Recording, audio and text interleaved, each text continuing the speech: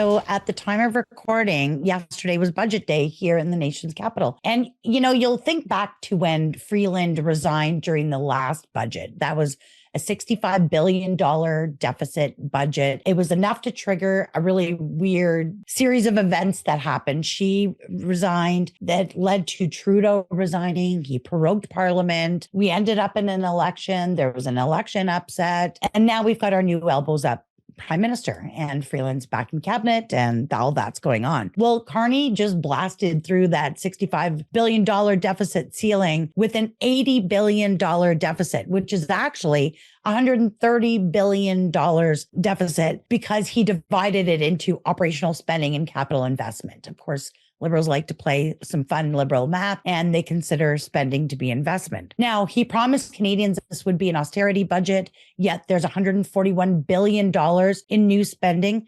And the total spend, get a hold of this, is a staggering $581 billion, the highest in the history of the country. Now, fun fact, the Liberals are actually going to spend more in this budget on their war on legal gun owners and our illegal guns than they are on Operation Reassurance, which is our mission in Latvia, securing the border, and hiring all those CBSA agents combined. They're going to spend more fighting us than they are all of that. Now, every budget vote is automatically a non-confidence vote. You don't get a choice in that. And people were maybe worried that if the opposition parties didn't support the budget, that we would be plunged into a Christmas election, which I'm sure Mark Carney wouldn't have minded that at all. But have no fear. He has come up with a plan B for that. And he has begun courting disgruntled Conservative MPs to come over to the Liberal side. And yesterday there was news during the announcement for the budget that he has in fact already been successful with one MP in particular, and that's Chris d'Entremont from 𝐥𝐂𝐅𝐑, Annapolis in Nova Scotia. So he has crossed the floors to the Liberals. And if you're asking, who is this guy? You may recognize him because in the last parliamentary session, we had Greg Ferguson was the Speaker of the House, but there was a deputy speaker, and that was Chris d'Entremont. That comes with a $50,000 bonus, some other, stuff that's included in that, some benefits. And Chris wanted that again. So in this new parliament, he had ran for it. And this is a position that is voted on by your colleagues from all parties. However, he's not entitled to it and he didn't win it. Tom 𝐂𝐂𝐅𝐿 won it, a different Conservative MP. And Chris has been upset ever since. So yesterday, during the budget announcement, he decided that was a fine time to abandon the banner of the Conservatives that he just ran under 6 months ago for the third time, was elected by his constituents to come to Ottawa and represent their interests. And yeah, he has crossed over. So he joined them this morning at the Liberal caucus meeting, and they welcomed him with a big round of applause, and there was hugs and kisses, and yeah. So Carney now sits 2 seats away from gaining a majority that he did not earn through election by the people. The whole thing is quite interesting. So Carney, instead of going to an election, he's going to backroom deal his way to a majority government in Canada. We'll open this place up so you can see what's going on, hold us accountable, and contribute more directly to what happens here. We'll shift power away from the back rooms to make sure your MP will be your voice here in Ottawa instead of Harper's voice in your community. It's funny, like I never want to be hypocritical, right? Because it's such a disgusting human trait. But if you think about it, it's like we cheered on a floor crossing a number of years ago, right? It was Leona Aalslev, who crossed over from the Liberals to the Conservatives. And of course, we cheered that on because it was great. That was another seat for Conservatives. But it is different. And it is different. I think we can kick back and forth why. Yeah. But in my opinion, it was different because number one, the Conservatives were never within striking distance of a majority. Like that's a completely different situation. Number two, floor crossing used to happen.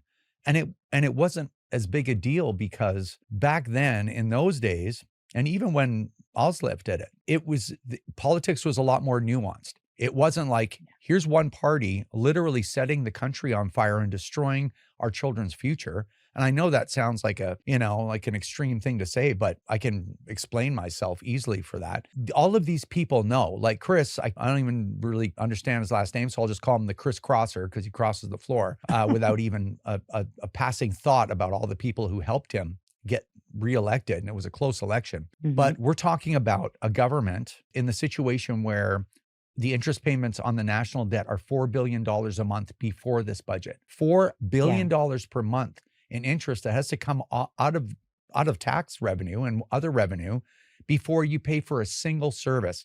This is one of the reasons I got to really be careful, because I could go off on this for like 15 minutes. I don't want to do that. But it's amazing to me how people don't understand. They want more services. They want more services, and they want more spending. It's the spending that makes it to the point where at some point you won't have any services.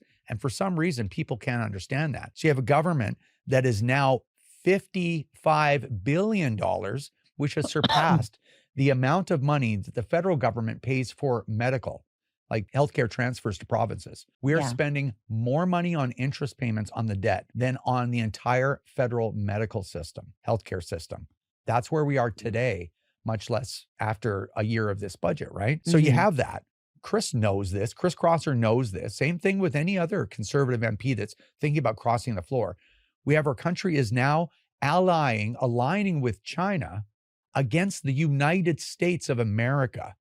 And I don't know why anybody thinks that the U.S. will tolerate that for any length of time. You have censorship laws. You have hate speech laws that are wildly subjective. You have corruption like we've never seen before. You have massive firearm prohibitions and confiscations only from licensed gun owners. Like, man, this is not rocket science.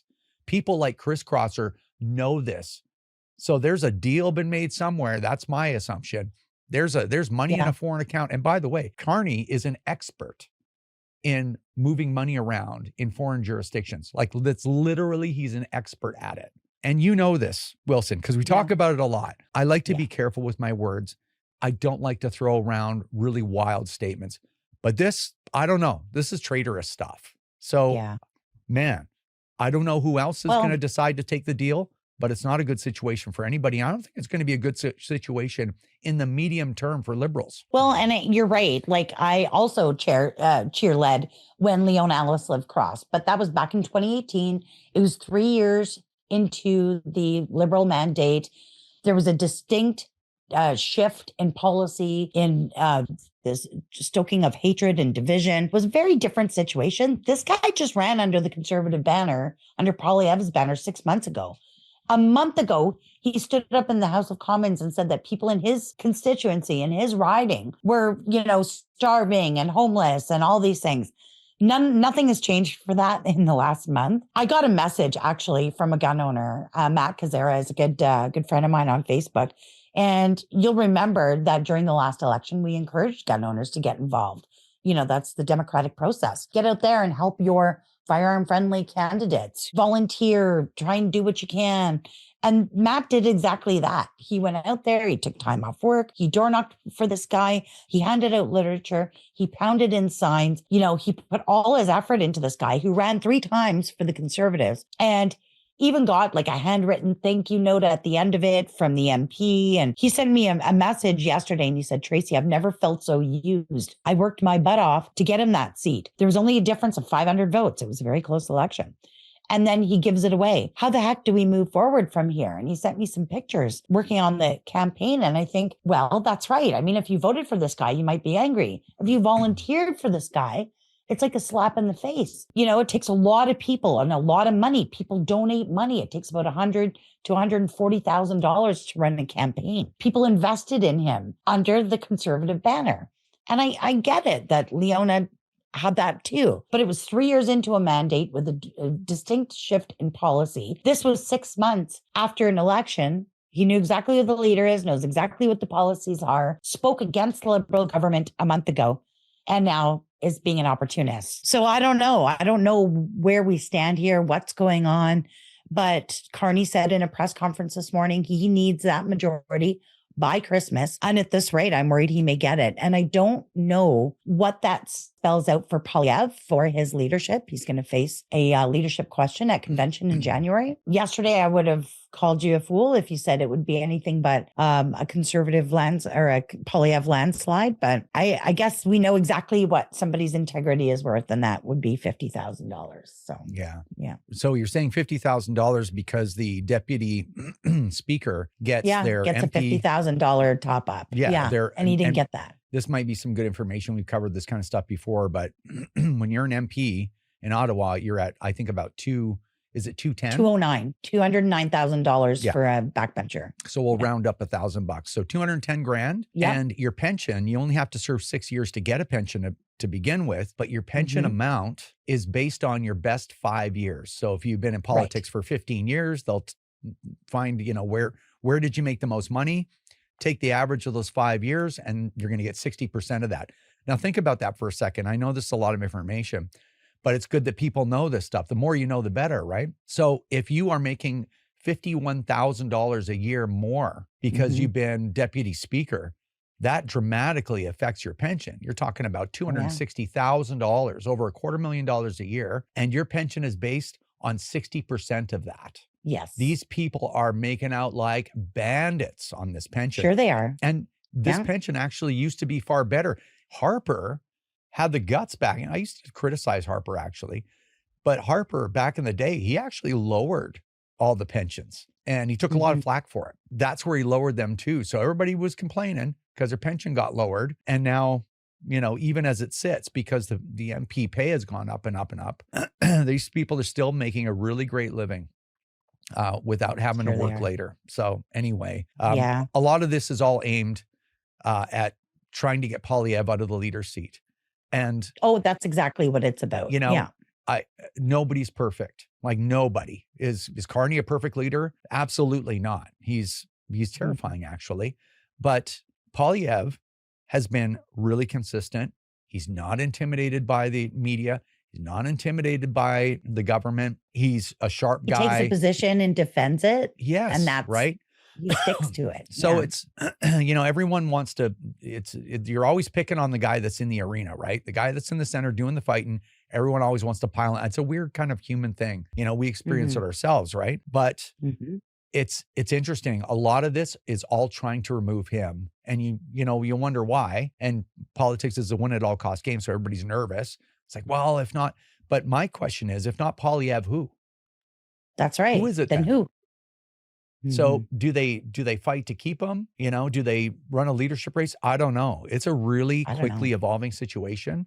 And it is it's a crap sandwich for anyone that's like, I want my kids to have a future in this country. Are you ready to fight for your ability to legally own and use firearms in Canada and save hundreds of dollars in hunting and shooting merchandise? Download the CCFR mobile app right now. Keep up with what's going on in the community, watch the CCFR podcast, and get exclusive discounts from dozens of gun stores and other CCFR business members. Download it right now from Google Play, the Apple App Store, or the cancel-proof Progressive web app. The CCFR mobile app, free to download right now.